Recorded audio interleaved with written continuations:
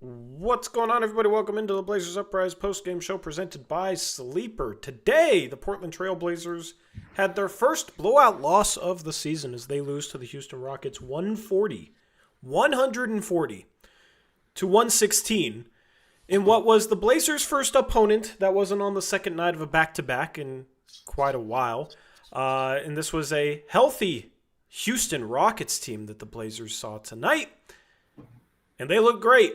And Portland looked awful. And Portland loses by 24 points. At least today's a Friday. Hopefully you guys had a good week. I hate to be talking about a game like this, man. It's the first time this season we get to talk about the Blazers being completely non-competitive, at least in the second half, and just having some disastrous play.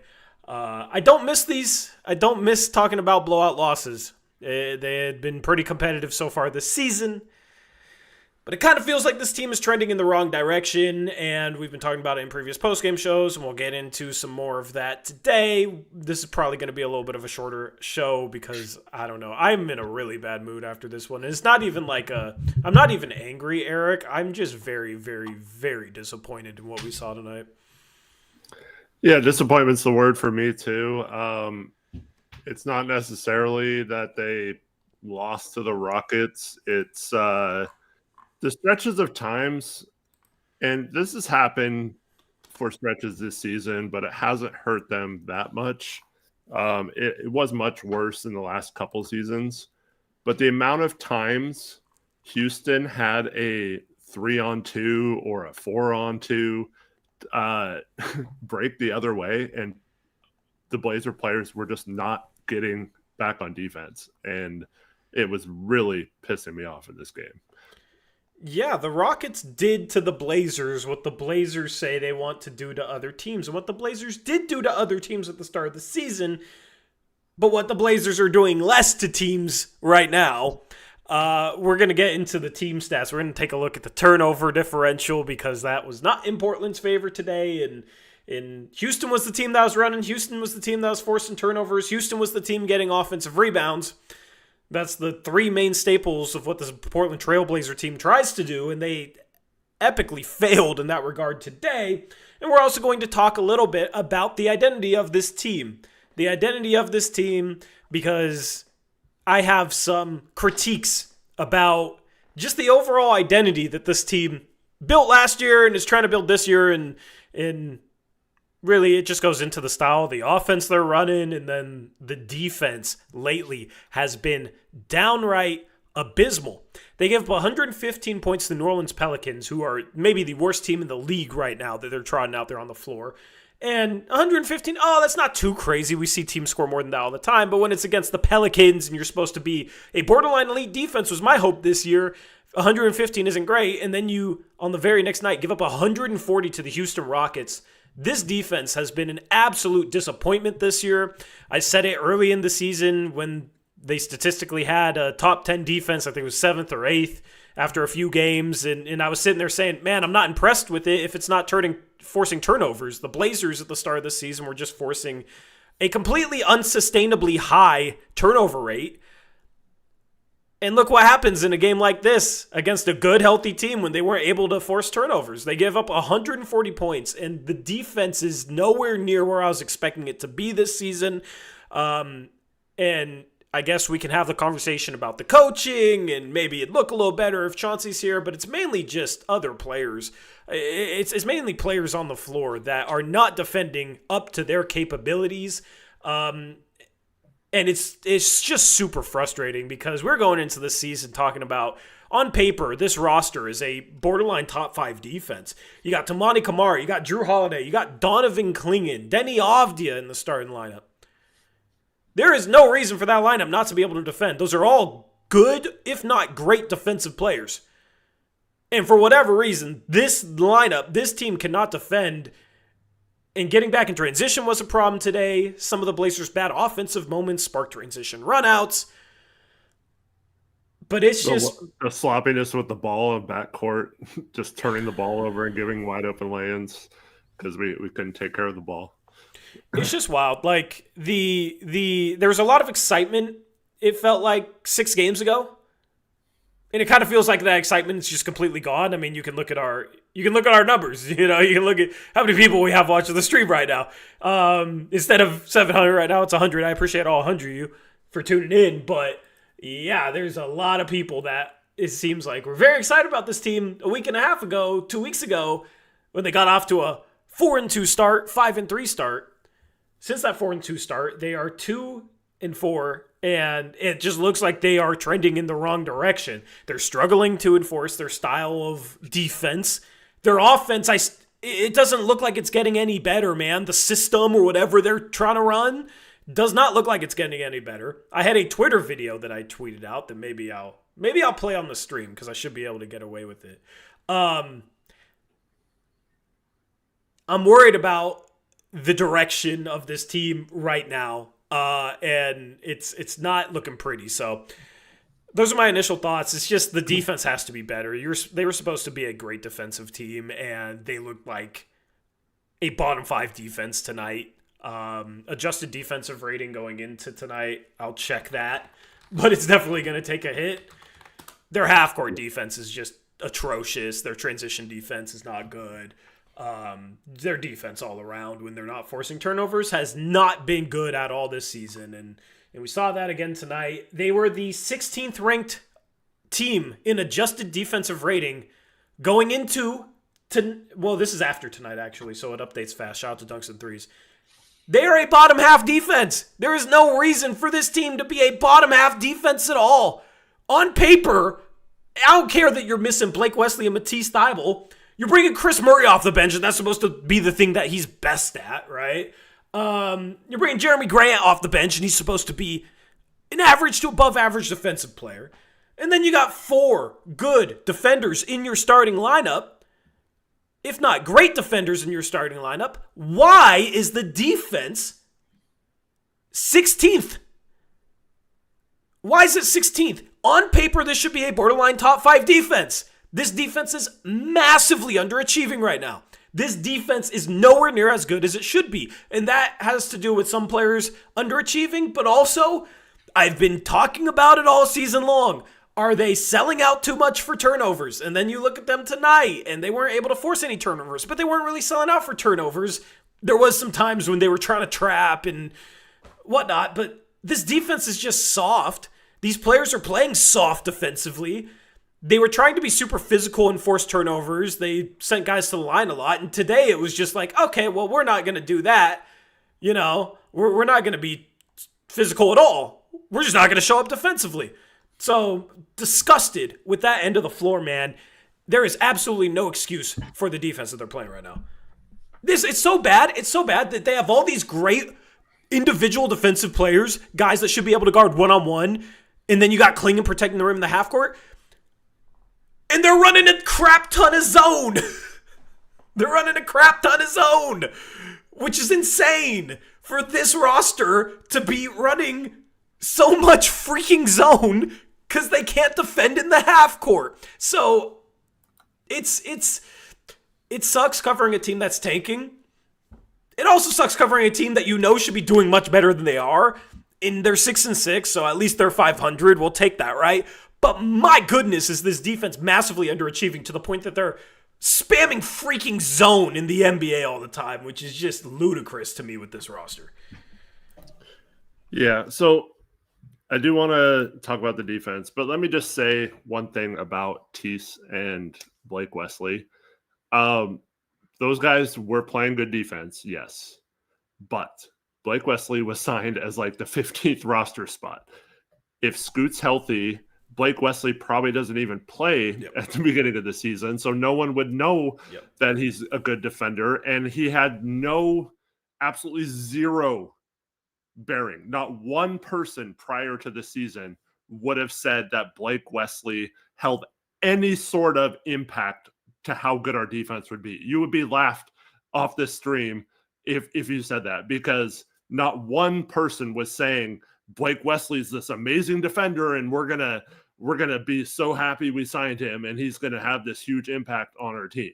Now, whether he had an impact, yeah, sure, he did have a bit of an impact, but him going down should not cause, like you mentioned, all these good defensive players to all of a sudden just fall off the face of the earth and not be able to defend anyone. So let's just get that out of the way. Secondly, yeah, well, no, let me touch on that real quick. It's just a BS excuse. Sure, their defense is going to be a little bit better with these guys, but we're talking about bench players. They're not starters. We're talking about guys that play 15 minutes a game. 2 guys that play 15 minutes a game. One guy that was brought in, like you said, in Blake Wesley. We weren't thinking he was going to be this impactful defensively when he was brought in, and we didn't think he was going to play because we thought Scoot was healthy, and Scoot, when healthy, Blake Wesley would not be playing. So you're talking about the difference is Matisse Thybulle playing 15 minutes a game. Is the difference between what should be a top 5 defense and what is a below average defense? Your defense was never that good to begin with if you need Matisse Thybulle for 15 minutes a game that desperately. That's just a BS excuse. It is perfectly okay to sit here and call it what it is. They are underachieving defensively and they should be held accountable. Nobody in that locker room or on that coaching staff should be happy with that end of the floor. Nobody should be sitting there feeling sorry for themselves because they don't have Blake Wesley and Matisse Thybulle. That's a BS excuse. This team has gotten a bunch of injury luck, playing a bunch of teams that are missing star players. So, if anything, your defense should be better because things have worked out in your favor when you're playing teams like the Lakers who are missing Luka, LeBron, and Austin Reeves, and you still lost to them because you couldn't shut them down. So, screw the excuses. It's BS. This defense is underachieving, and there's no excuse. Go ahead. Yeah, so I see it in chat. Well, Malachi says he just brought good energy and it was contagious.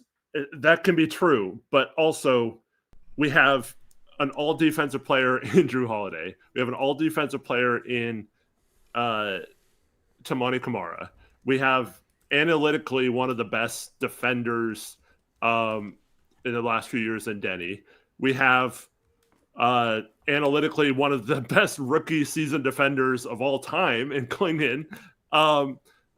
We shouldn't need Blake Wesley, someone who probably wouldn't even play on a good team, barely played for the Spurs last year and they were in the lottery with us.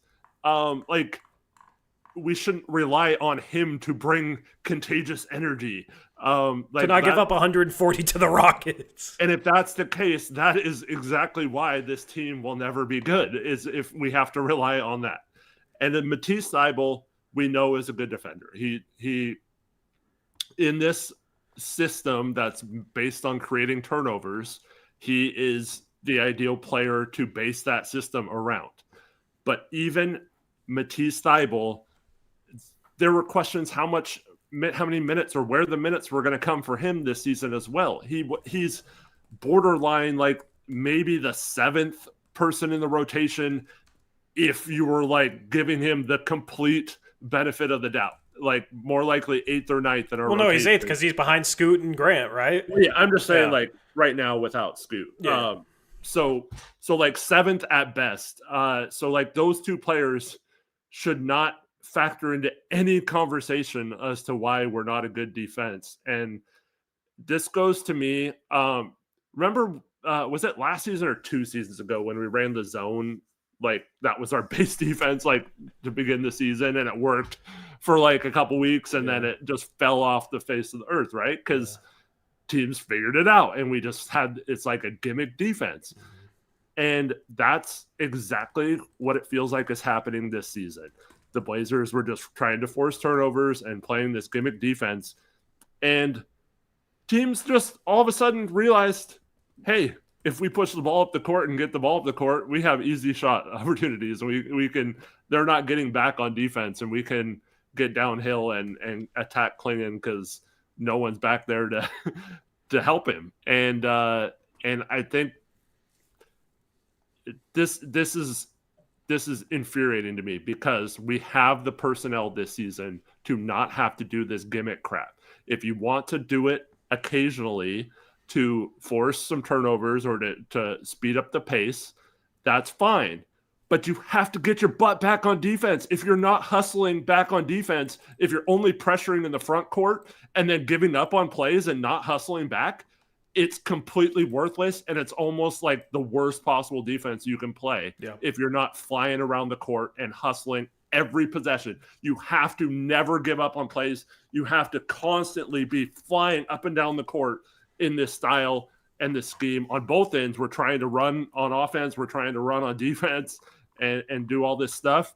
It does not work if the minute you get beat down the court, you just stop and watch and never even make it past half court. And there were like 5 or 6 possessions a row in that into first quarter, beginning of second quarter when they went on that run, where, like I said, there was multiple Rockets beating all of our team down the court, and they were getting just one pass, easy lay-in, one pass, easy lay-in, and it seemed like they were shot out of a cannon and just flying up and down the court.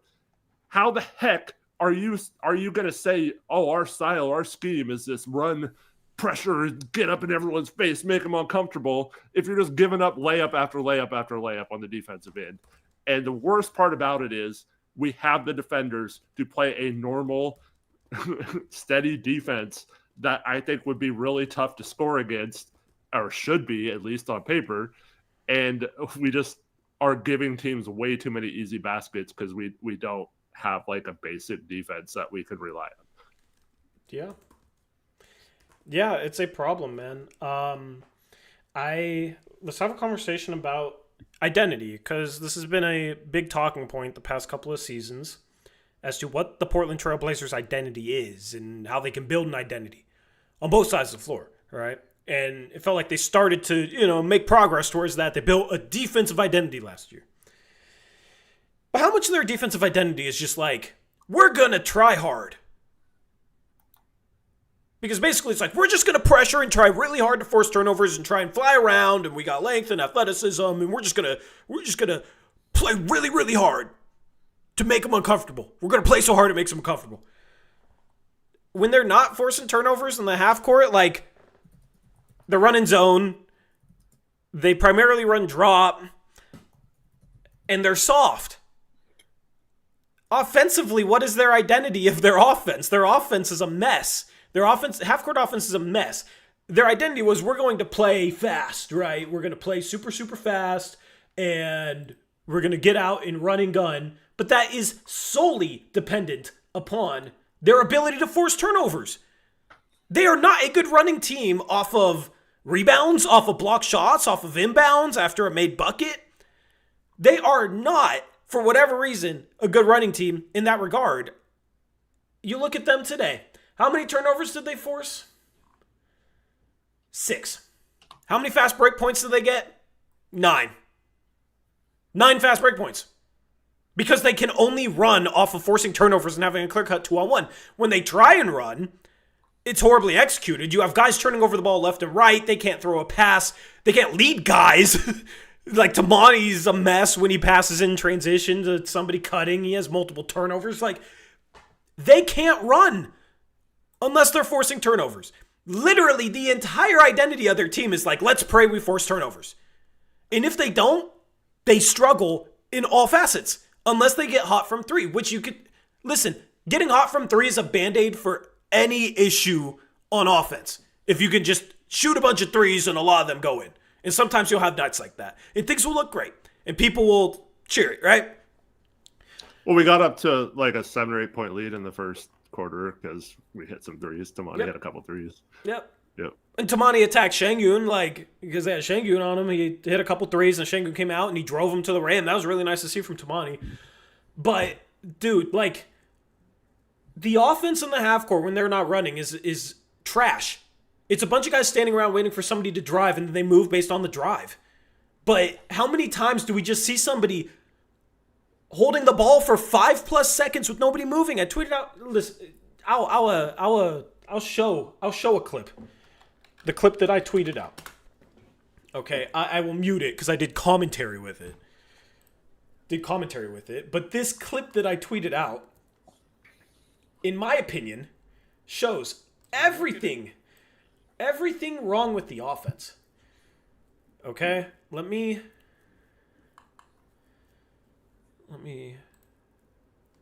connect this.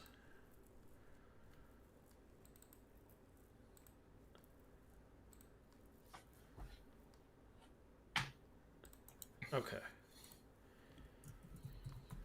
I'm gonna have to mess around with the interview box here, or the screen share box here for a second.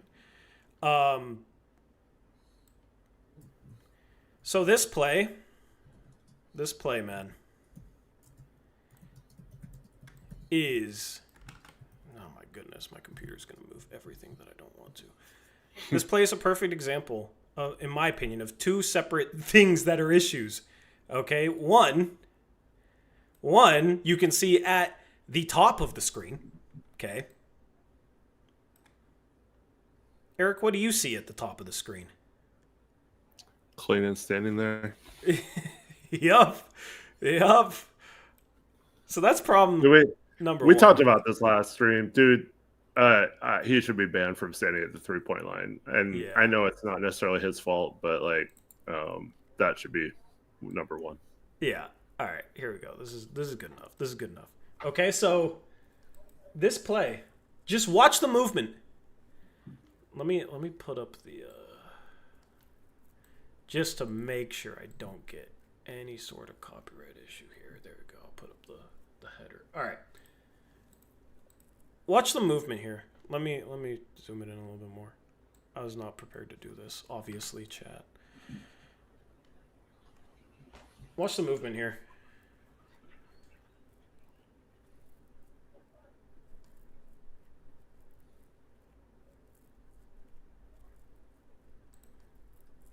Chris went through. Yeah. Like there's no movement. Let me show the top of the screen. Oh man. But Tamani passed. But like look at the top of the arc. Everybody's waiting for Shea to do something so they can move. And then the ball gets caught in the corner and Klingen's just like clogging everything up cuz he's like playing on the perimeter.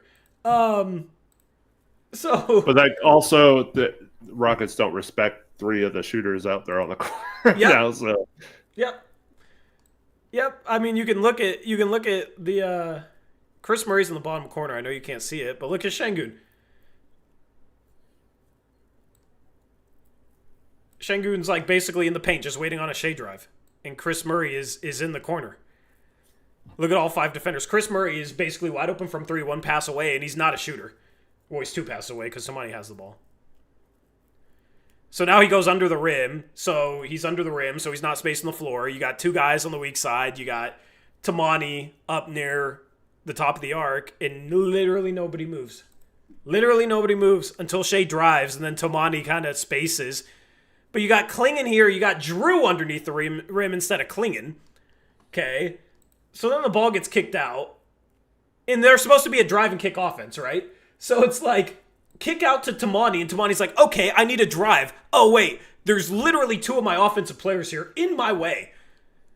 But okay, stop right there. Okay. This is the problem, though. Okay, we're trying to rely on sharp finishing, and this is a really tough team to finish against because they have so much length. But so if he gets by his guy, he's got Şengün waiting for him in the middle. He's got KD on the backside for a help defender. He's got Steven Adams on the front side as a help defender. Like even if he gets by his guy and gets into the paint, he has nowhere to go. And like I said, they want Klingen or Murray to stay in the quarters and shoot those threes. And Tamani hasn't been good shooting the 3 this year either. So like they don't mind him shooting either. So I don't. They're just expecting a miracle from Sharp here on this play. Like what kind of like results do they expect out of running this offense? Yep. And you look at over here, you got KD. He's able to guard 2 players. When one defender can guard 2 players, that leaves another defender to just clog everything up and mess everything up. Yeah, Drew should be like where the A of Moda, like out on the 3-point line right there, and Klingen should go right to the rim at the dunker spot. But the whole thing is like Drew's supposed to cut baseline, and Tamani's supposed to like cut with the pass. That's the Memphis offense. Tamani's supposed to go down towards the corner, but you have Klingen here, right? It's just a mess of an offense. Like Murray was just underneath the rim. He filters out to 3. He's a complete non-shooting threat. Drew's supposed to cut underneath, and then Klingen, I don't know, like, what the hell is Klingen doing? But we have Klingon playing on the perimeter. I mean, just look at the start of this play. This is where Klingon's supposed to play, out on the perimeter. They think he's a shooter, despite him shooting 18% from 3 this year. They drafted him to be a freaking shooter, apparently, according to the comments about his shooting in the pre-draft workout. Same with Young. Yeah, same with Young. Young's a shooter. We'll look at his G League stats later. But this is just a problem, man. This offense is a problem, and this is the type of stuff you see. And it's like nobody moves until Sharp does something off the dribble. But this is what I'm talking about. When it's like when nobody's moving, the help defense can just set up to take away the drive. Mm-hmm.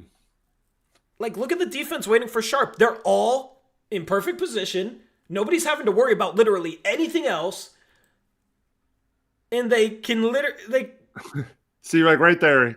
So he gets past Shepard, and he's got Şengün, and then if he gets past Şengün, he's got Adams, and then Durant can also help off. So, like, he has no chance. He's got literally a line of 3 players, and then one off ball to wait for him if he does anything. Yeah. This is the problem with the design that we're talking about. So, anyway, that is the microcosm. And there's more examples. Maybe I'll start showing more examples. It'd be cool to have a second camera and show them on the TV like I do for my off-day videos. But that's the problem with the offense. When somebody has the ball on the perimeter, everybody's waiting for him to try and drive. The whole defense is setting up to take away that drive and also to help on the shooters. And the defense sees it coming.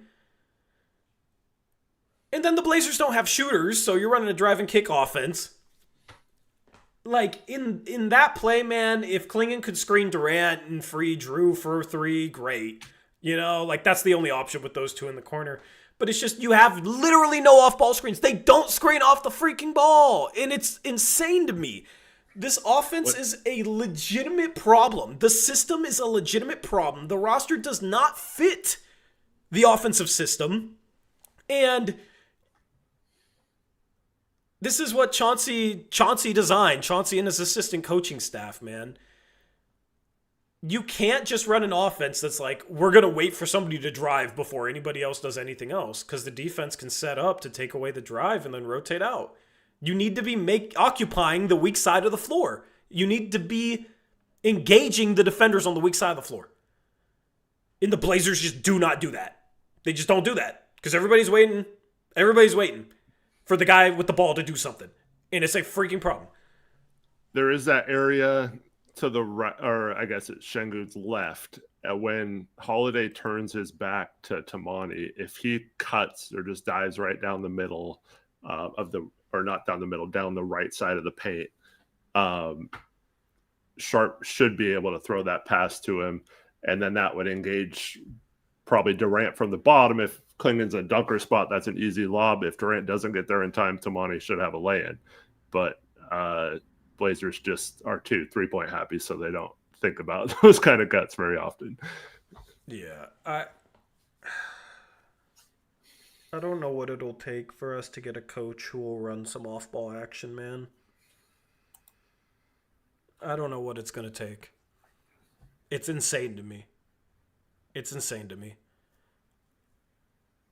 The Blazers don't have enough shooting and don't have enough guys that can create advantages. The whole thing of an offense, of a system, is you want to create advantages for your offensive players that they can take advantage of. That's the whole idea of offense. Because if you create enough advantages that you can take advantage of, you're going to score points more efficiently and put more points on the board than the other team and win games. What advantages is this offense creating for its players outside of, somebody, like, defender turned his head, so this cut was open? Because having somebody just dribble drive from the perimeter, the offense isn't creating them any advantages. They have to create the advantage themselves. We don't have enough players on this roster that can just one-on-one create advantages all the time. Okay? And the thing is even when they beat their initial defender, whoever has the ball wins the point of attack, beats the initial defender, you don't have enough shooting, so then there's always a second line of defense to help take care of that. Right? Or third in this case. Yeah. And this is the exact clip we just showed. Sharp beat his guy off the dribble. There's all this defense waiting for him, and they kick the ball out, and comedy happens. Hilariousness ensues. Right? So the whole idea of an offense is create advantages. When we talk about Sharp coming off a curl, right? The screen creates an advantage because it picks off Sharp's defender. He can catch the ball in some space, and he works really well with that space. That space is an advantage for him. The offense right now does not do a good job of creating advantages for players at all. At all. And it's an issue.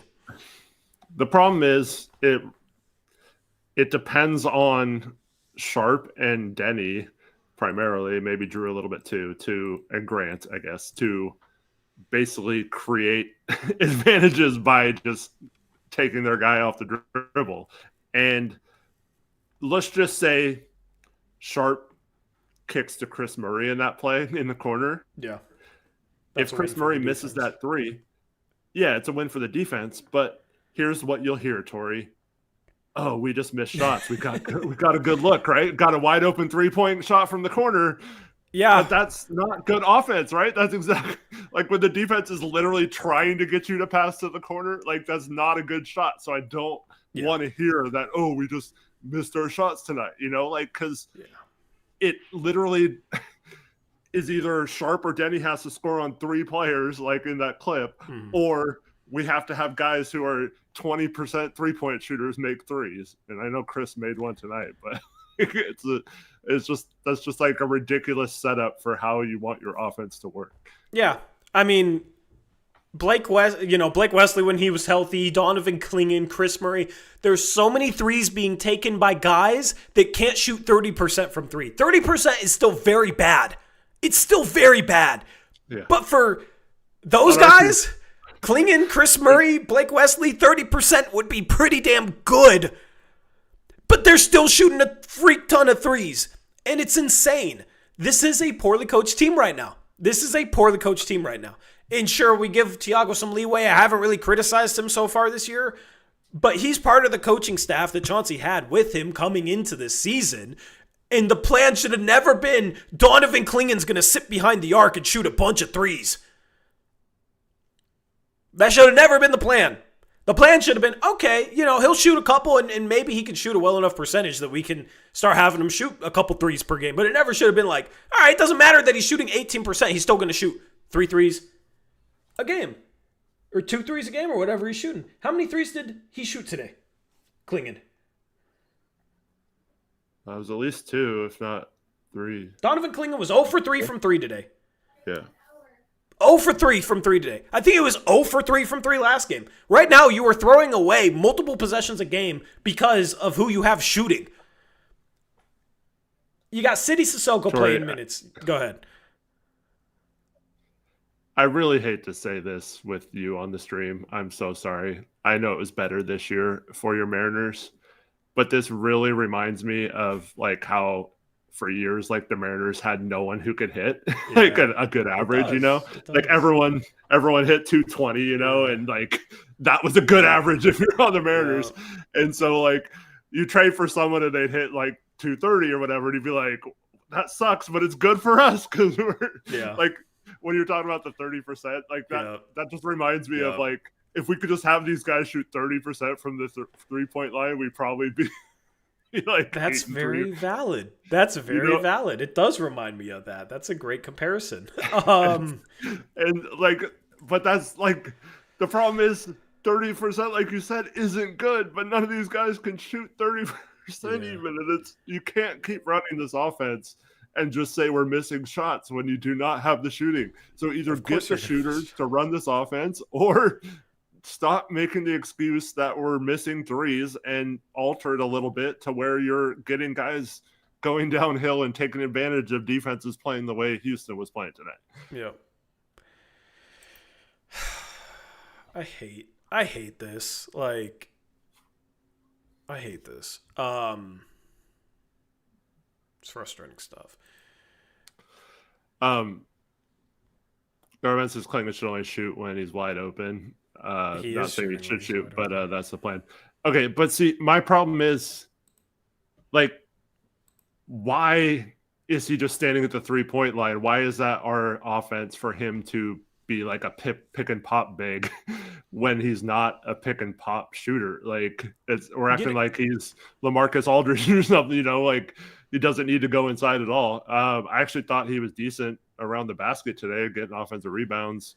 But like, it's pretty bad when he's just standing on and I'm like yelling at my TV, like, no, like just cut or do something different. But it's almost like he's not allowed to or something. I don't know. They started off this game, they ran pick and roll twice where he rolled, and Sharp got going, and Sharp had a nice dump-off pass to Klingon for an easy bucket at the rim. Yeah, it was a great roll on that one. And we're just talking about basic pick and roll, and it's just like more of that, Like, I wanted more creativity in the past than basic pick and roll, but now I'm just begging for freaking I can't even say it, pick and roll. Just give me some pick and roll, man. Pick and roll. Just have our 7-2 big roll towards the freaking rim when he's shooting 18% from 3. I mean, my goodness. It's insane. It's insane. So Greg says Thiago's first press conference, or one of them, he said that he wouldn't change things because they've been implementing it in the offseason and stuff. Yes, I did hear that.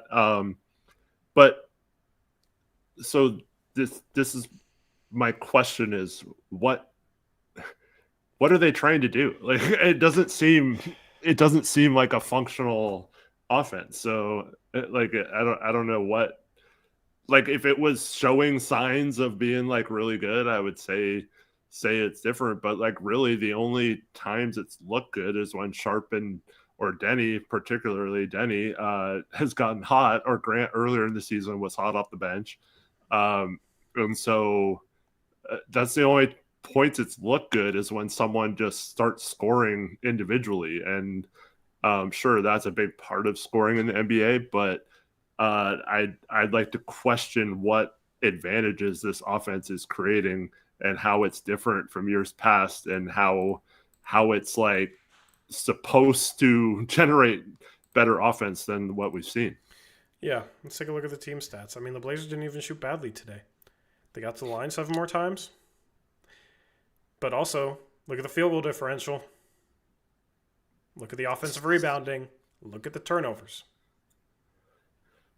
Yeah, 17 more shots is just sad, especially when you have a +7 free throw advantage, but it's negated by missing 8 of them. But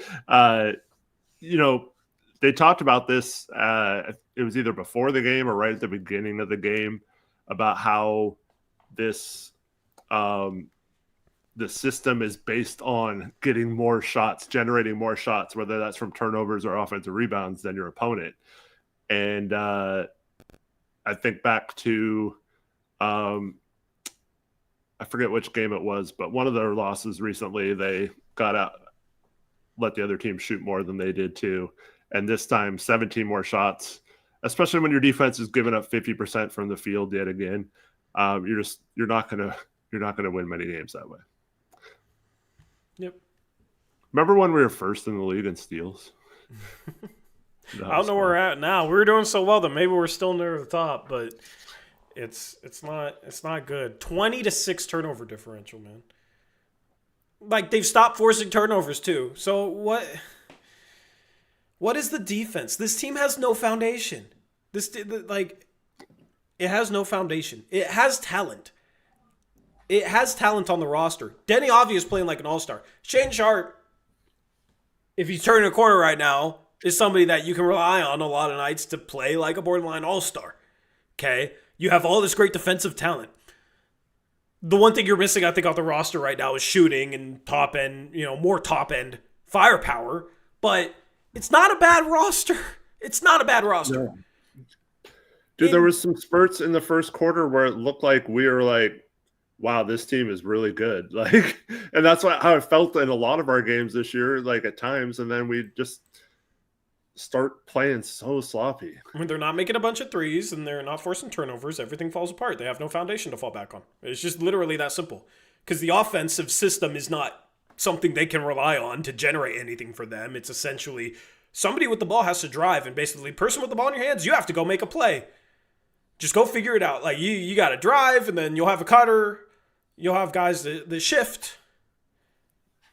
It's it's just ridiculous. Like they don't run sets. I'm all for motion offense, but you should have. I don't want to say they don't run sets, but it feels like they very rarely run sets. It feels like the majority of their offensive possessions is this motion offense. I don't like relying that much on a motion offense unless it's consistently generating good shots. When the motion offense is struggling and you're turning over the ball a ton and you're not able to get good looks, that's when you should have a few sets, different things to try and get different players going to see who can get going, but at least something you can execute to try and get a good shot when your motion is struggling, something you can fall back to. But that's the problem is if they can't force turnovers, if they can't get out and run, then they have to rely upon hitting a bunch of threes, but they don't have particularly good shooting. So a lot of nights they're not going to hit a ton of threes. And then you see Denny all game driving into a completely packed paint and turning the ball over. And it's just like, yeah, he's had some bad turnovers tonight. He had a lot of turnovers tonight. But at the same time, it's like the whole offense is person with the ball, drive against a set defense, then players off the ball will decide to cut, to do something, and then figure it out. So Gregory says, not that I agree, but not saying I agree, but they also said they have invested heavily in analytics and supposedly threes and layups. Attempts you spoke on is the focus and analytics driven. Donovan Clingan shooting a bunch of threes at 18% is analytics driven. And this is the problem. You don't have the shooters to shoot threes, and their offense, the way it's designed, is not it's a getting 5-out offense. That many layups, outside of Sharp, which he came back to earth a little bit on the his finishing around the rim. That was really tough with Houston's length tonight. But you can't have an offense that's based on layups and threes and then stand around the perimeter and with bad shooters and not have any off-ball movement. And that's the part that's missing. That's the part that they talked about all offseason, about how we needed to have all this off-ball movement, and they kept talking about how they were doing it and it's going to look so much different this year and all this stuff. And it's going to take some time, but it's going good. Like, none of that stuff has like shown up on the court so far. So if you do want threes and layups, well, first of all, you need to move more so you get more layups off cuts and back screens and things like that, which they're not doing. And second of all, you can't have situations where Chris Murray is the kick-out outlet for a three-point shot off a drive when the other team is daring him to shoot, and that's exactly what they want. Just like us on defense tonight should have just backed way off of Amen Thompson and just dared him to shoot instead of getting downhill, right? So, like, that's just the whole point is, like, yes, I understand that analytics show that the best kind of offenses are layups and three-point shots. That goes back to like Daryl Morey and the Houston offense with James Harden and stuff like that.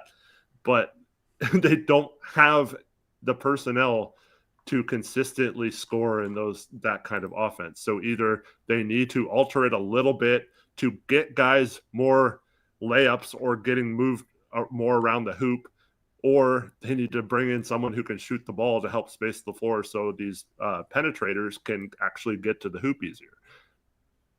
Yep.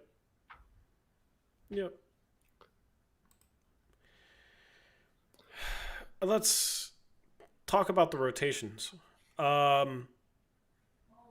thought Tiago, with what he did today, should have put in the end of the bench with a minute left in the third quarter. You want to know why? The Blazers were down 10.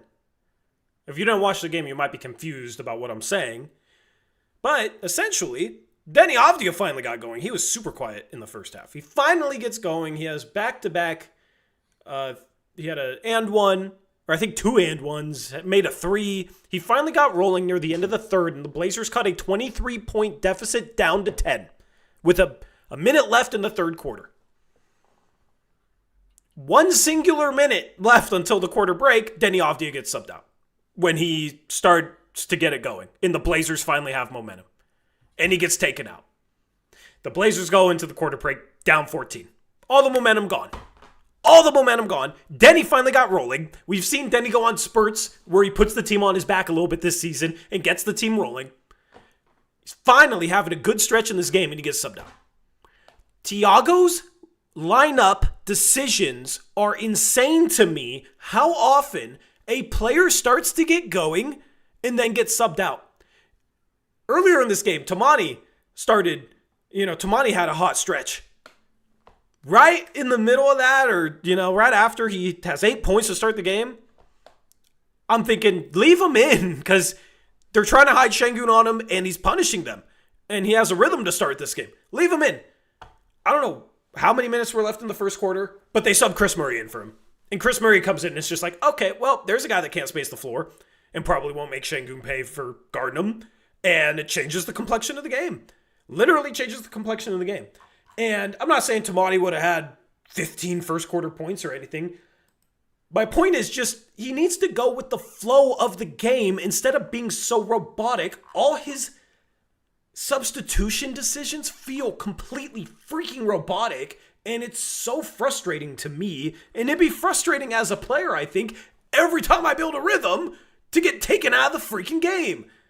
Every time I'm playing well to get taken out of the freaking game. So it was with 4 minutes left in the first quarter. Should have played him the whole first quarter, in my opinion. All right. Now, he played 8 minutes in a row, so maybe that's not as much of a case as the Denny one is, but we've seen it all season with Sharp. Okay? Sharp, he's on a minutes restriction, but it's like he'll play 6 minutes in a row when he doesn't have it going, then he'll play 4 minutes, get it rolling, and then get subbed out.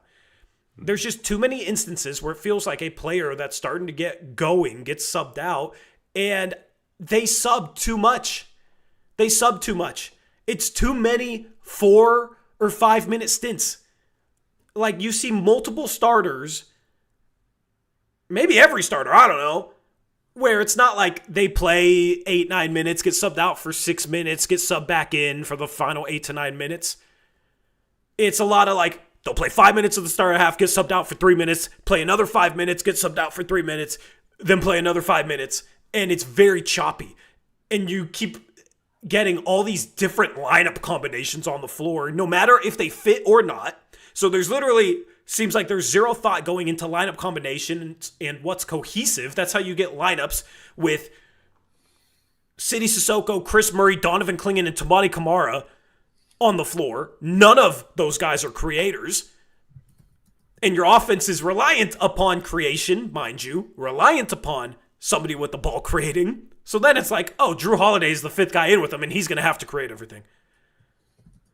Or maybe Chris Murray will have his drive, one drive that he has a game and get a bucket. You know what I mean? That's what the offense boils down to. Because you don't have Shea in the game, you don't have Grant in the game, you don't have Denny in the game.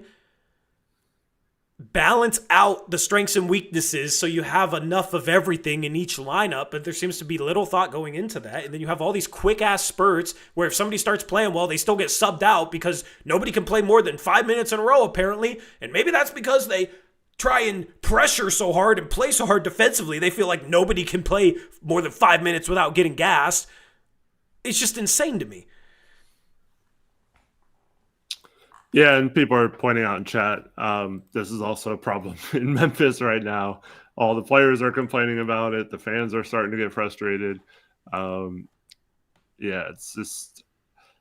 It's really hard to get a rhythm if you're coming in and out of the lineup. And like we mentioned, it'd be one thing if the pressure style and these hockey substitutions were working well and it was like we're just running teams out of the gym. But I mean, even if our wins have been like close wins, like we haven't blown a team out like the Rockets did to us tonight. So it doesn't. Well, we blew out the Warriors. That's the only game. Yeah. Well, yeah. I mean, we wasn't that like a late fourth quarter. Didn't we like? Yeah, go on we kind of fourth ran quarter? Away with that game. I thought it was kind of closer until then. I mean, the Rockets, you could say, did that because there was a 10-point game with a minute left in the third. But yeah, that's true. But like for the most part, it's not like these substitutions are just wearing teams out, and it's like just like we're winning games because of these substitutions. It almost feels like it's hindering our chances of winning versus the design of it is meant to keep everyone fresh so they can run up and down the court. But if we're not doing that and we're not creating turnovers like we did tonight, I fail to see how that like helps us to just keep subbing people in and out. Yeah. Anyway, this team has an identity crisis, I think. Like, they're 6-6. Could be worse.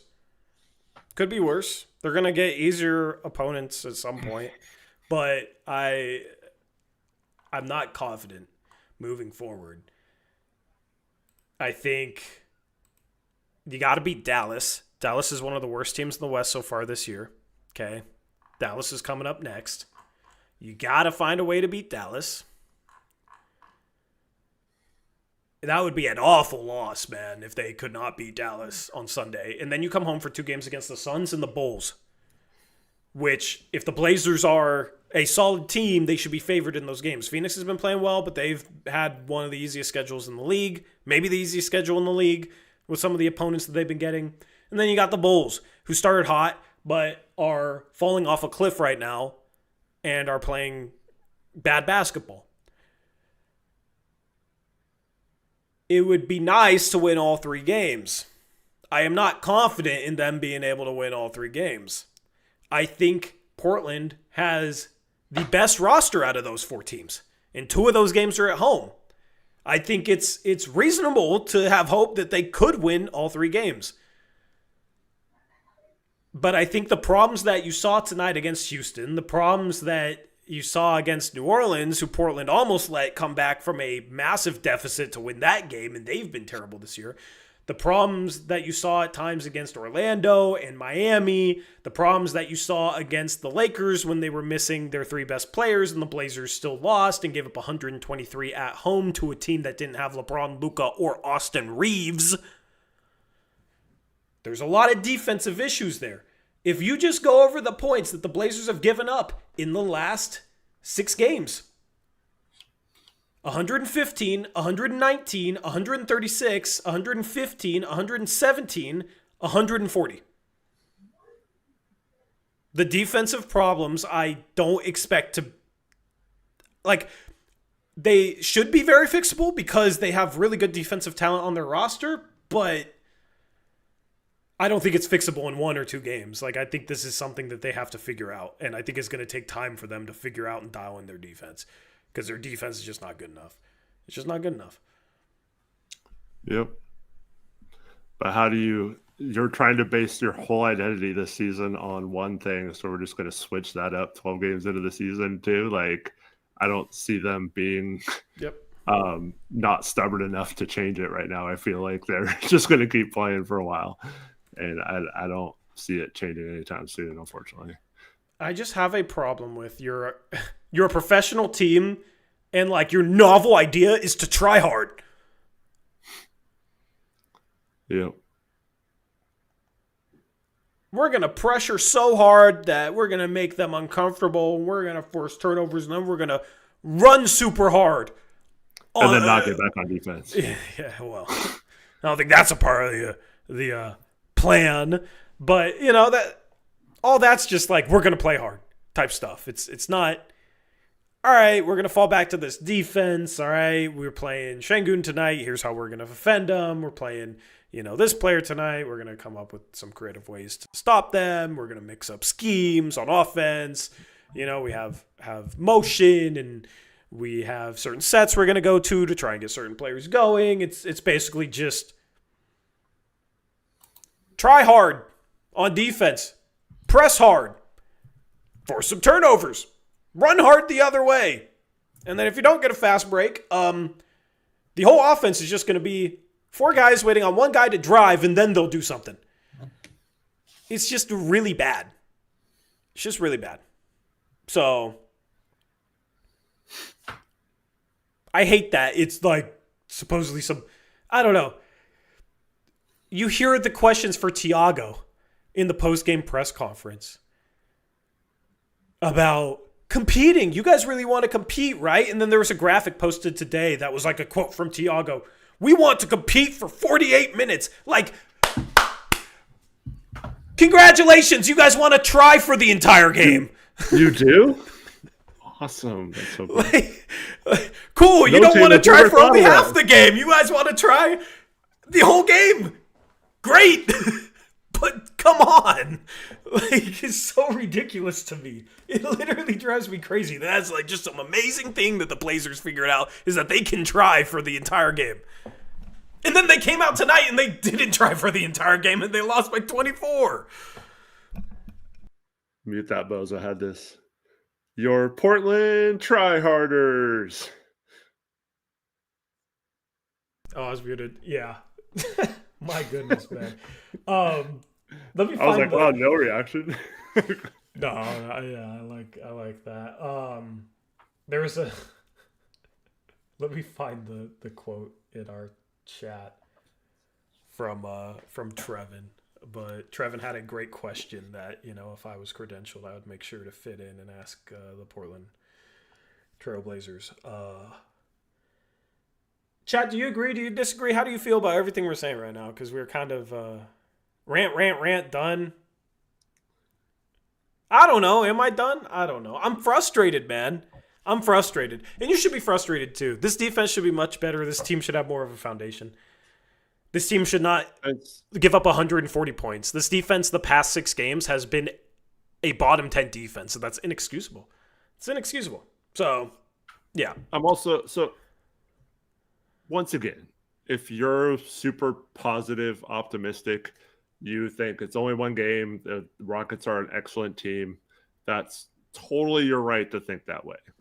However, like we've been talking about trends and different things that are concerning to us all season, and it hasn't gotten better. It seems like it's getting worse. And on the defensive end especially, it does seem like it's nowhere near where it needs to be or where it should be, considering we trade one of our worst defenders for one of the best defenders in the NBA. We have, a guy coming off of second team all rookie. That was a good defender last year. We have a second team all defender from last year. There's no way this team should be this bad on defense. Yeah. He says, I'm frustrated, but I can also see the good parts, but yeah, Rance is legit. I mean, there's not many good parts from losing by 24. There wasn't any good parts to giving up 123 to the Lakers when they were missing their best 3 players. Like, there's just been some straight up bad games lately, and this is just a straight up bad game. And yeah, Denny got it going and did some stuff the second half, but he also was really sloppy. It made some defensive mistakes, and just it wasn't a really well-rounded game from him by any means. He turned over the ball 7 times. He did have 22 on 7 for 15 shooting. Like, even on a night where he's terrible and can't get it going for a whole half, he can still finish with 22 points on decent efficiency.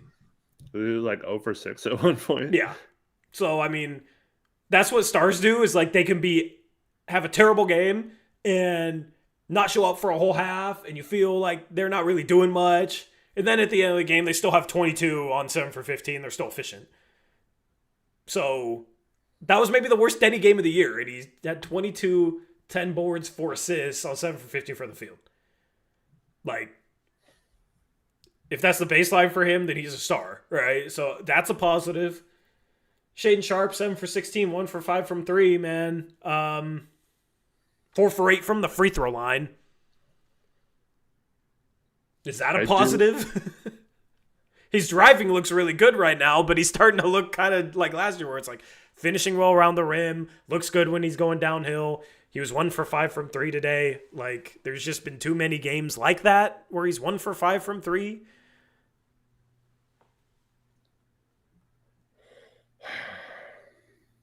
What were your thoughts on Shaden tonight? I thought he was fine.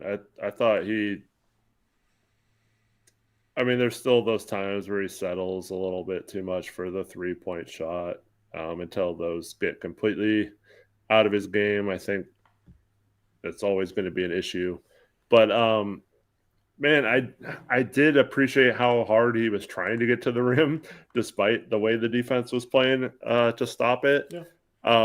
I thought he did a good job of at least trying to attack a lot of the game, but just I mean, wasn't having a ton of success either getting by some really good defenders or the at the rim. That was just tough for him. He got a shot blocked a couple times. Not really used to that. I thought he had some nice moves. Just it was hard for him to get any sort of momentum going when you're facing so many players every time you drive. Yeah, I fully agree. Comment in chat says, to Houston, the lead was too much. The Blazers still fought to the end and made it to only 10. Like, I'm cool with that way of thinking if the expectation is for us to be a bottom feeder. But we were 8.5 point or 7.5 point underdogs coming into this game. And we're supposed to be fighting for a play-in or a playoff berth. So I don't share the attitude of like, it's a good thing that they were down 23 and fought to get it back to 10 and then lost by 24. The bar for me is just higher with this team. It's higher. Like last year, year before that, okay, sure. Like when we were tanking, playing young guys, sure. But the standard is supposed to be higher this year. So I'm going to hold them to that standard. The defense should be really good this year. So the standard is far higher than giving up 140 to the Rockets. And that's just really where I'm at.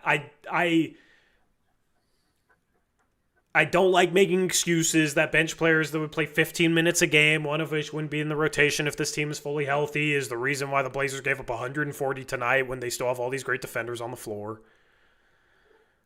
The offensive system, like, Denny's having great games. Shea's had some better games lately. Drew did some nice things tonight. So, yeah, there's some positives with the individual players, but I do not believe in this offensive system. And that's just really where we're at this point in the season. So, new owner coming in. Who knows what the coaching situation, like, if this team is below 500 and maybe not in a play-in, this upcoming draft is loaded and you probably get a new head coach. It's just a new regime change with Tom Dundon. Maybe, he keeps running around, but that's what you're looking at around the corner. But even then, man, I know I sound like a pessimist, but I don't know how much faith I have in our scouting department. Because I thought taking Cedric Howard was an obvious pick, and they traded away from that to take Young Hansen. How did Young Hansen do today? I'm segueing this. Where can I look at G League stats, Eric? I don't think they did very good, but I know you can't just look up. Here, I'll find it. All right, so the Rip City remix today won 107 to 104. Can you guess who their leading scorer was? Dylan Jones. Yep. Like, that's hard. 30 points, 7 rebounds, 5 steals, 10 for 16 from the field, 2 for 5 from 3. That guy should be playing instead of Sissoko right now, by the way. Young Hansen played 30 minutes, had 8 points, 13 rebounds, 4 assists, 2 turnovers, 4 for 11 from the field, 0 for 2 from 3.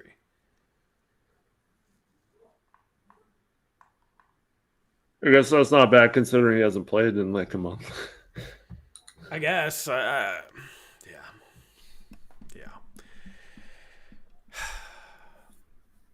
This upcoming draft is loaded, though. So if the Blazers season doesn't go well, there is a consolation prize. Even if you're drafting it, end of the lottery, will have some really, really good talent. But, I mean, the end of the lottery this year had Cedric Howard, and we didn't want him. So, who knows? Oh, we had a lottery grade on Chris Murray and Ryan Repair. So. Yeah, somehow we had a lottery grade on Ryan Repair, guys. And Chris Murray, and then they were hyper fixated on Young Hansen that they just did not care as Cedric Coward was perfect for them and a really good prospect and looks to me like the next Jalen Williams. Kirk, stop, man. Yeah, that's crazy. Um, but yeah, yeah. We're 6-6, man. I guess this means we're back, or we're frustrated when we're 6-6. Well, that's the frustrating part. It feels like they're better than their record indicates right now. Like not that they're playing better, but what I'm saying is like I feel like if they put it all together, they could be a really good team.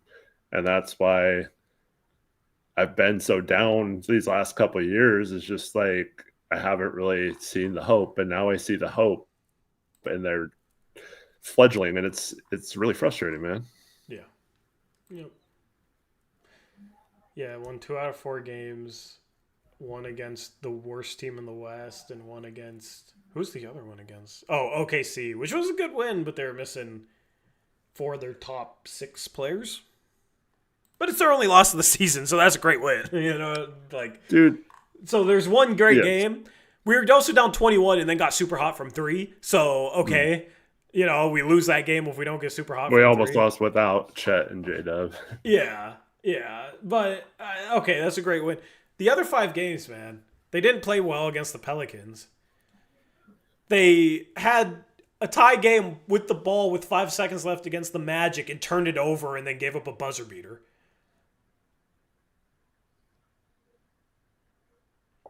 I don't know. It's not an encouraging stretch that they're on. They've had some winnable games, man. At some point, I get if you want to think 6-6 is positive, considering going in because it's 500. Yeah. Well, no, I'm just saying, like, if you think that's good considering the schedule going into the year, but once again, it just takes out the context of we played the Lakers and got our butts handed to us with them missing their top 3 guys and Nick Smith Jr. going off for 25 points against us. Bronny played like 20 minutes in that game and we still lost. And he's been like one of the worst players in the NBA this year.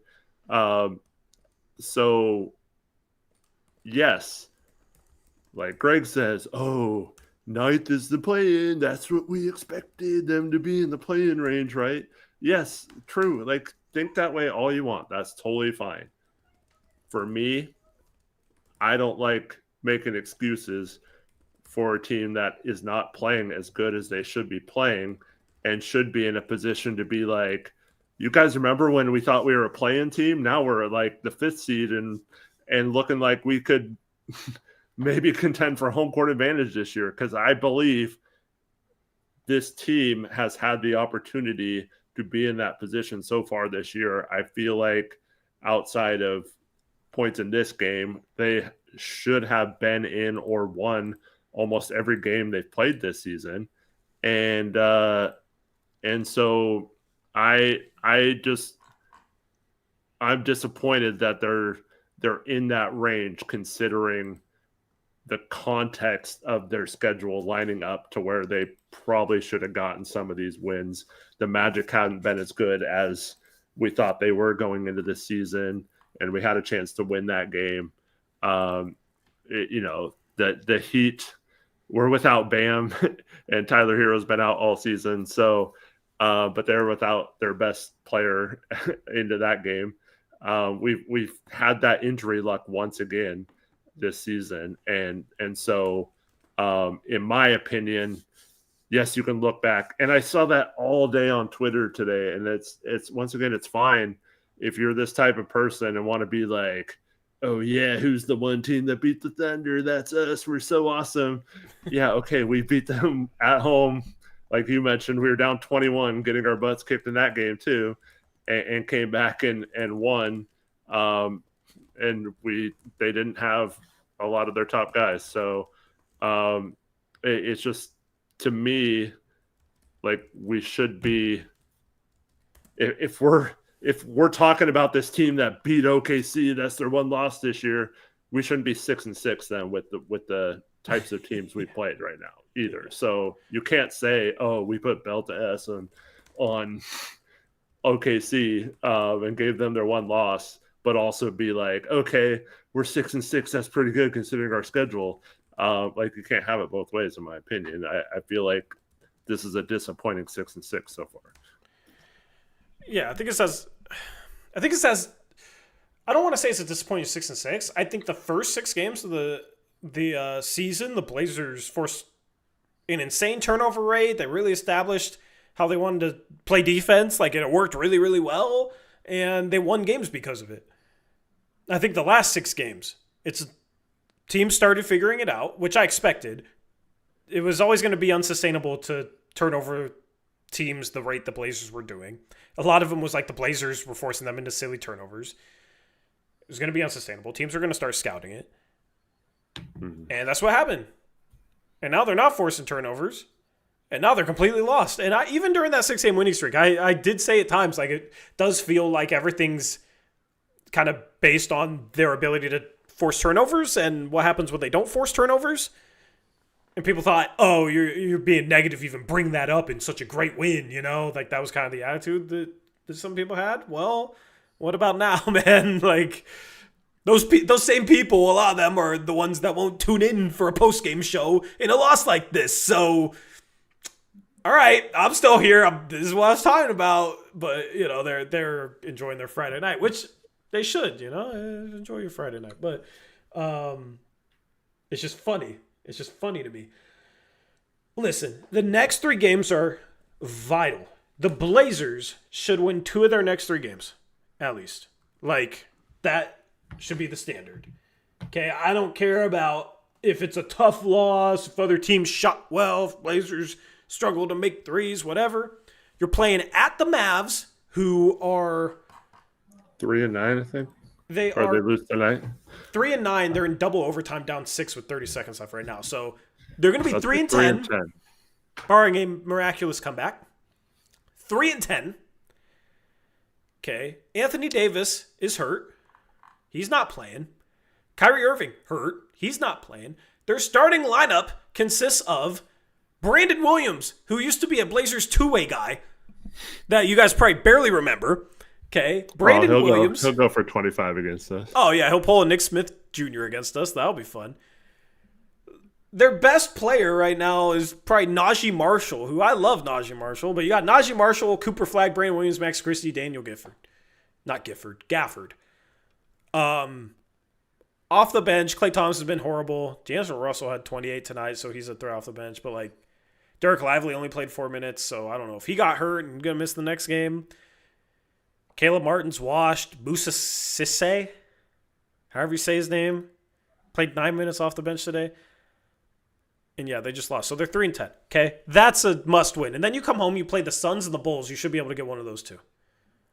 If you lose both those games, or you lose to the Mavs and then lose one of those games, like, it's not good. The standard should be you win 2 of the next 3 games. We're talking about a team that's 8-7. I love to talk about a team that's 9-6, but talking about a team that's 8-7 that then will go back on the road and play the following schedule. Okay, are you ready for this? At Golden State, I'll be out that game. At OKC, at Milwaukee, versus San Antonio. They come back home. Versus San Antonio. Then, is that right? Hold on. Is the Discord right? Let me pull up the ESPN schedule. Okay. So, yeah, after this 3-game stretch, it goes at Golden State, at OKC, at Milwaukee, versus San Antonio, versus OKC, at Toronto, at Cleveland, at Detroit. All of those teams are above 500. Literally all of those teams are above 500. And you got OKC twice. Yeah, we have their 1 loss this year. I don't think we're going to have loss number 2 for them. I think they're going to win 70 games this year. Unless they get ruined by injuries, okay? Like, that stretch, Gregory Dunn says, wow, could be 1-7. With the team that we saw tonight and the team that we've seen lately, this is why you got to win at least 2 of the next 3, because you could legitimately go 1-7 in that stretch. So if you win 2 of the next 3, but then go 1-7, you're sitting at what, 9-14? Right? Maybe you can win 2 of those games. And you're talking about a team that's 10-13. Like, that stretch is insanely difficult. That's why it was important to beat LA when they were missing 3-star players. That's why it was important to not choke that game against Orlando. Because this stretch is going to be the hardest stretch of the season. You have 6 road games. And that's not even the end of the road trip. Then they play at Memphis, but that's a dumpster fire, right? Then you got at Memphis and then 2 games against Sacramento. Like, it gets easier after that to end the year. But that upcoming stretch is really, really difficult. And the Blazers have to play better basketball if they're going to be competitive in these games. Because Milwaukee's been good this year. OKC's OKC. San Antonio, even at home, San Antonio's been very good this year. At Golden State, like, Golden State's up and down. We shouldn't be fooled by the first game against at Toronto. Toronto, like, yeah, that's a winnable game, but, I mean, they're 7-5. The Blazers might not be favored in that game. They probably won't be. And then at Cleveland, yeah. So, you can't let this spiral the next 3 games. You got to come out, you got to play better basketball, and you got to get some things right before you go back on the road. Because that's an insane stretch. That finishes with at Detroit, who might be the best team in the East right now. Detroit today, by the way. Are you ready for this? They beat Philadelphia. Yep. Okay. They beat Philadelphia. Philadelphia didn't have Embiid, but Detroit didn't have Cade Cunningham or Jalen Duren or Tobias Harris or Jaden Ivey. Did Asur not play either, or did he play? Or Asar Thompson. Yeah. I knew I was forgetting someone. Or Asar Thompson. They started Dennis Jenkins, Javonte Reed, Ron Holland, Duncan Robinson, and Paul Reed. Javonte Green, I mean. I don't know if I said Javonte Reed. Off the bench, they played Isaiah Stewart, Karis LeVert, Wendell Moore Jr., Bobby Clintman, and Chaz Lanier. And they beat the 76ers 114-105. And the Portland Trailblazers fans are over here saying, man, if we just had Blake Wesley, then maybe we wouldn't lose by 24. And Blazer fans a year ago were saying, aren't you happy we're not the Pistons?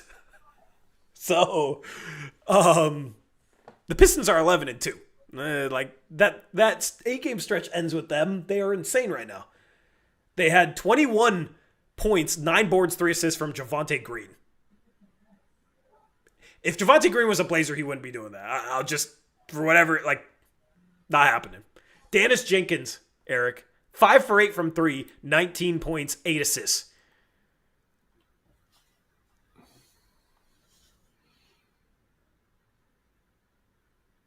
Yeah. So, anyway, if you're just tuning into the postgame show, you've missed some ranting about this game. This was a really, really rough game to watch. Let's quickly touch on players for about 10 minutes, and then I think I'm good, Eric. Yeah.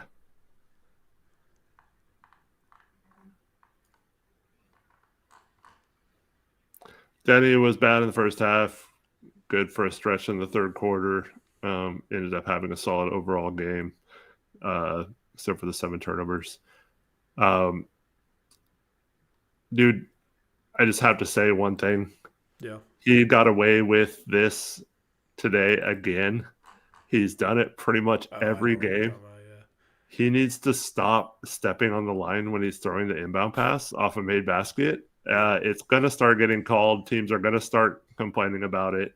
But there was one today where he was about to pass it in, and one of the Houston Rockets players cut the guy off, and he held the ball, stepped over the line, then went back across the line, and the ref somehow let him still pass it in. It should have been a turnover right there. And several times in this game, he went to go pass it in, and his foot was on the line. He's got to be super careful about that. I don't know why he's being so careless with that, but yeah, man, I thought he was really, really good in that third quarter when he started being aggressive and almost clawed us back in the game. But like you said, then he got subbed out. But it's not just a Denny thing. It's the whole team thing. When your whole premise is based on creating turnovers, especially by pressing and getting up, you can't then be careless with the ball in your own backcourt. Yeah. And that just killed us tonight. How many turnovers and just easy baskets we gave up because we lost the ball or couldn't secure a rebound or tried to like go quick and didn't have control of the ball, or someone was poking at it from behind.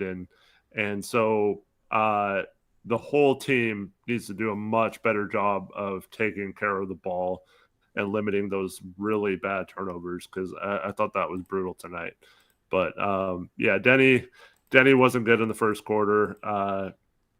Really unfortunate, but I mean, he was due to have a somewhat mediocre game. And if, like you said earlier, if this is his mediocre game, I think we'll take it, right? Yeah. Yep, absolutely, man. If this is the baseline, like, absolutely take it. I think some of the turnovers, I think some of the turnovers were bad. In the same vein, and you can maybe apply this to Sharp with some of his turnovers. I just wish Sharp would stop missing like basic reads, and he made a couple nice reads in this game. But when you don't have a ton of creation on your team and you don't have shooting and your offense is just predicated upon somebody initiating things with a dribble drive, you're going to end up in tough positions out of those drives that are going to lead to turnovers. Mm-hmm. It's just going to be the nature of it. Yeah, so those, I guess you can live with. It's just the ones, like I said, in the backcourt when you're not even getting the ball up. I mean, and you're not even creating that. You only get 9 fast break points, so it's not like running was doing it. They should have slowed it down. I think the Rockets took advantage of our carelessness and our sped up play. Yeah, they were much more under control with it. Like, take a couple dribbles down the court and then swing it to the guy filling the lane. It seems like they try and swing it to the lane and there's defenders in the area and they'll try and force that pass instead of like dribbling, letting that guy run past the defense and then throwing it ahead of him.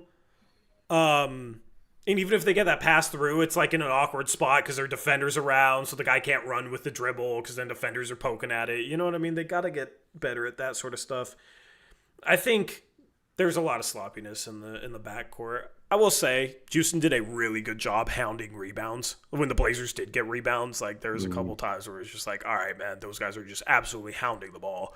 And you want guys to chin it and be strong with it and not get ripped. But also I think, you got to give them some credit for the way they were doing what we're supposed to do and doing it effectively. But yeah, 7 turnovers from Denny. That hurts. Started to spark the run, though, in the third quarter, man, and then got taken out. So it is what it is. That and one he had was super impressive on the break. Shea, yeah, just the 1 for 5 from 3. If he makes one of those, it's 2 for 5, so it's fine. I like that he, only a third of his shots were from 3. That's good. Missed a couple layups that he's been finishing. So would like to see those continue to fall, of course. Yeah. Degree of difficulty on his shots are so crazy.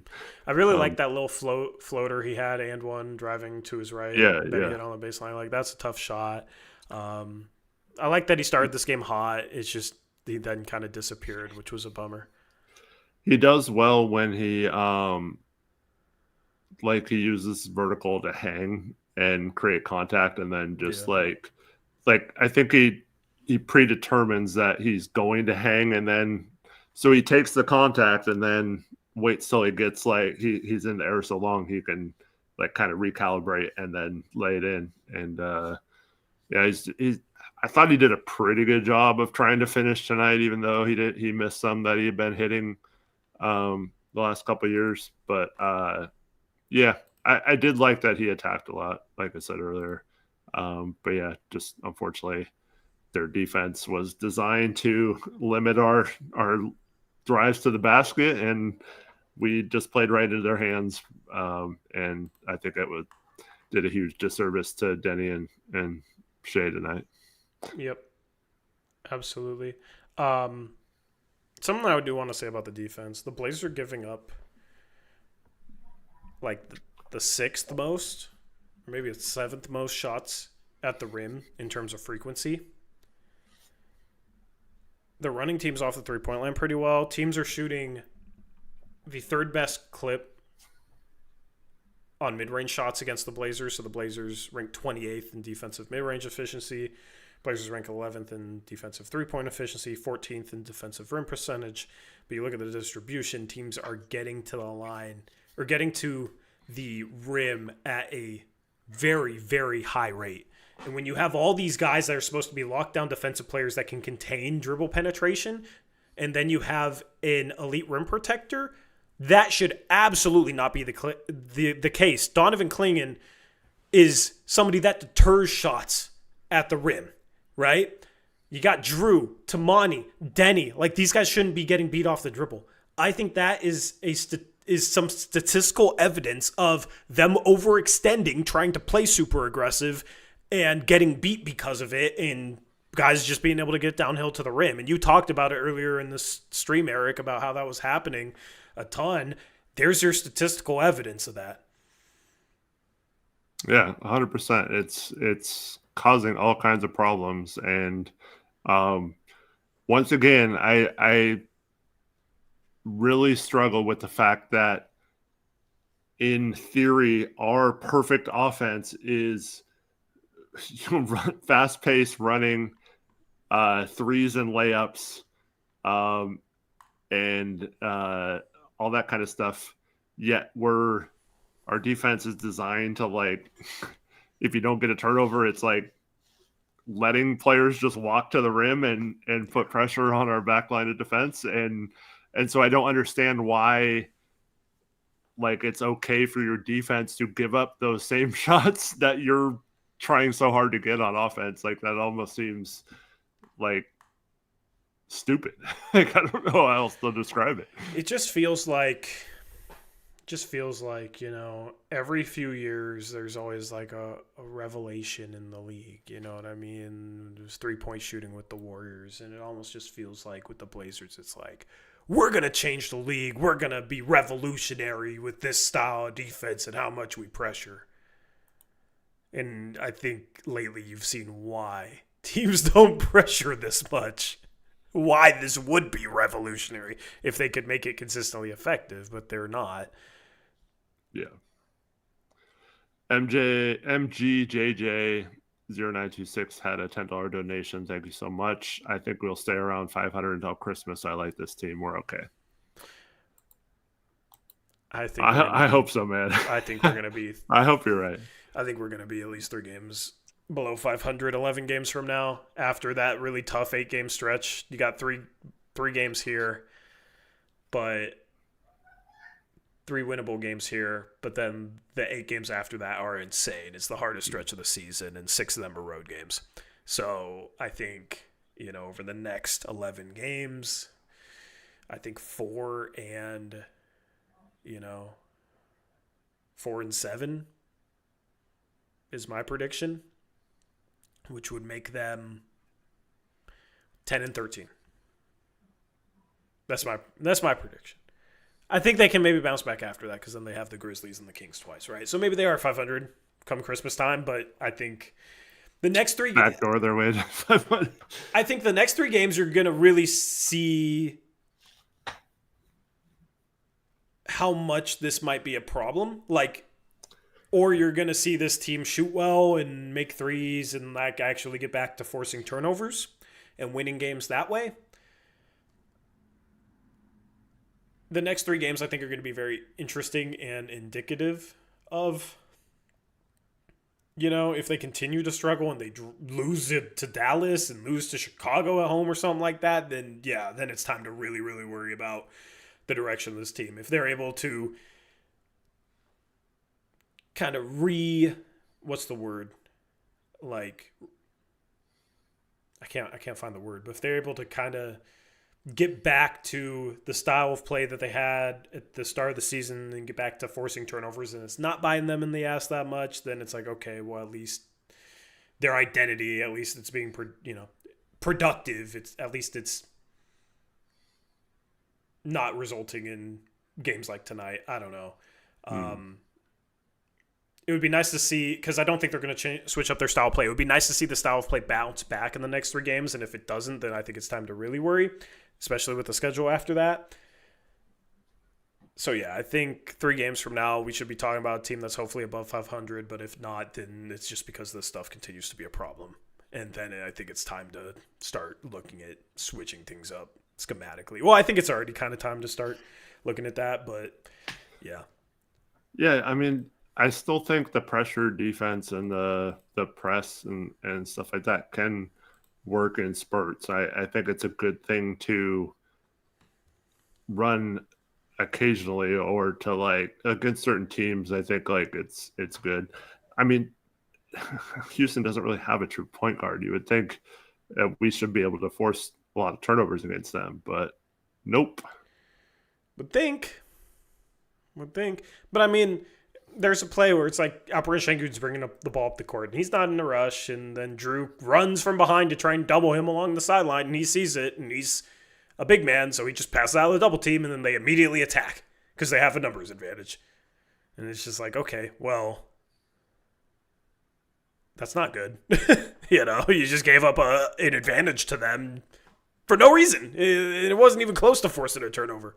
But you're just trying to force a turnover, and you gave up an advantage to the offense. And that's the problem that this team has to figure out.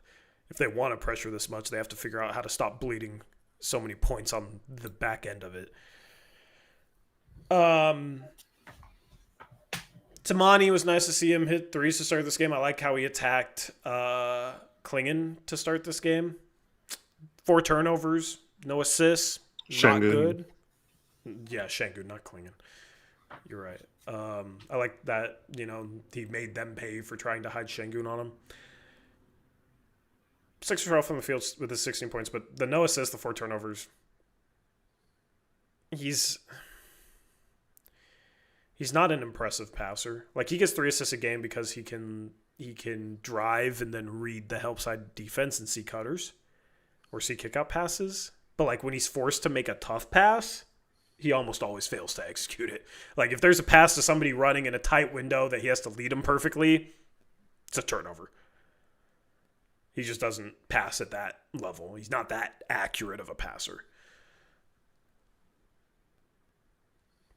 So, yep. Klingon, wasn't he 4 for 5 inside the arc last game and 0 for 3 from 3? Or no, he's 0 for 4 from 3. He was 4 for 5 inside the arc last game and 0 for 4 from 3. This game, he's 4 for 6 inside the arc and 0 for 3 from 3. So if he didn't shoot a ton of threes, he would actually be a pretty dang efficient player. But, we have to camp him behind the 3-point arc, even though he's shooting 18%. That's fun. Teams at this point are just, like, leaving him open, like, daring him to shoot. And we're like, okay, yeah, he's going to shoot 3 or 4 threes a game and brick them all. And we're literally giving the defense what it wants. Every time down the floor, if I was the defense, it's like, all right, let that guy shoot the ball. He's shooting 18% on the season. He hasn't proven he can make threes, and he's going to take open ones. Like, just let him shoot the ball. You can literally take a defensive possession off and just leave Donovan Klingon open from 3, and Portland will still keep playing him out there behind the arc. So.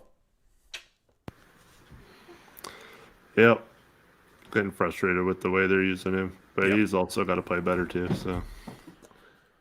I mean, defensively, I thought he was fine today. I thought he did a good job of contesting shots. Yeah. I mean, I think on the defensive glass can do a little better job, but I mean, it was a bunch of other guys missing box outs all game long, and guys crashing the rim. And 4 for 6 inside the arc, I think, is fine. Like, it's just mainly every game is like over 3 from 3, and it's ridiculous. So, needs to stop shooting so many threes. Drew, 4 for 9 from the field, 3 for 7 from 3 in 29 minutes. I think he needs to be a little bit more aggressive with his shot at times. Because in 29 minutes, only shooting 9 times. He's had some big games this year. He had 6 assists. Like, it was a solid game. This team kind of needs him to be a high-level scorer, though. Sorry, my little basketball started dribbling her ball upstairs. Yeah, I heard that. So, Jeremy off the bench, 13 points. Here's the other thing about the first 6 games versus the last 6 games. Like, Jeremy's play the first 6 games is probably unsustainable. He's shooting like 47% from 3 and averaging 20 a game in like 28, 29 minutes, whatever it was. And everybody's like, see, he's proving you wrong. Would you trade him now? See how great he is? Well, okay. He was playing so well that it's a little unsustainable. So we shouldn't start expecting that. And he got ejected last game, and then this game plays 29 minutes, has 13 points. Like, that's below his averages, well below his averages. 1 for 3 from 3, 4 for 8 from the field. Didn't really look to attack as much, it felt like, but I don't know. He was a minus 30. That was a team low. He just basically had no impact, and that's a dude that's not helping you on the boards at all. 2 rebounds in 29 minutes. That's a dude that does not box out. He's allergic to physicality defensively. So, or on the boards. Yeah. Yep. And that's the problem. When he doesn't get going off the bench, you literally have nobody else off the bench to rely on for any offense. Mm-hmm. I mean, he didn't even play. 13 points, 4 for 8 from the field, like, it's fine. But they need him to score 20 points per game off the bench because their other bench options are Chris Murray, Robert Williams, Duop Arith, City Sissoko. Mm-hmm. Just no scoring punch off the bench at all. No shooting punch off the bench at all. I mean, Duop made a 3 today, but you got Chris, you got Sissoko, you got Robert Williams, you had Blake Wesley when he was healthy. Matisse Thybulle isn't the best shooter. Ryan Repair's not a natural shooter. Yeah. It's kind of a bunch of grossness off the bench. So hopefully Scoot can get healthy, because this is where it's just like having that extra punch off the bench would be huge for this team. Especially somebody that, with how much they rely upon dribble drive, Scoot can beat people off the dribble and then make plays out of it. So I think, I've always been pretty high on Scoot and patient with him, but I think for the offense they're running, they need somebody like Scoot that's able to consistently get into the paint and drive. I almost feel like this offense had Scoot in mind when they decided to do this. Like, not fully, but just the dribble drive and kick stuff and playing downhill, but having, a lot of kick outs to 3-point shooters. I mean, Scoot, hopefully he shoots the 3-ball even a little better than he did last year, and then the dribble drive stuff, like, he has that combination of shooting and driving ability.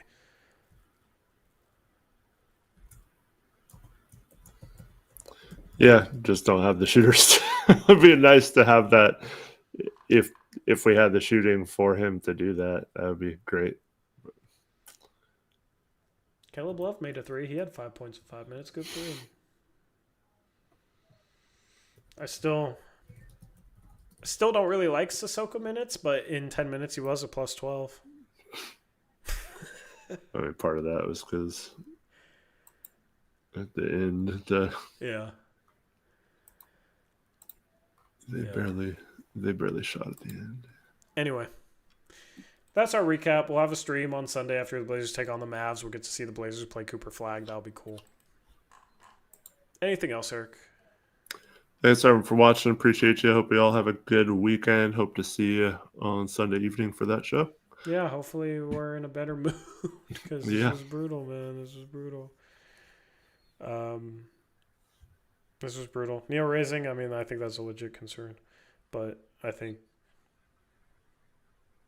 it will be better than that. Anyway, Blazers lose. They fall to 6-6 on the season. They are now in 9th place in the Western Conference. 2 games up on the Clippers and the Jazz, who are in a tie for 10th. We'll see if they can right the ship on Sunday. And with that being said, we're out of here. Well, no, let me give a quick shout out to Sleeper.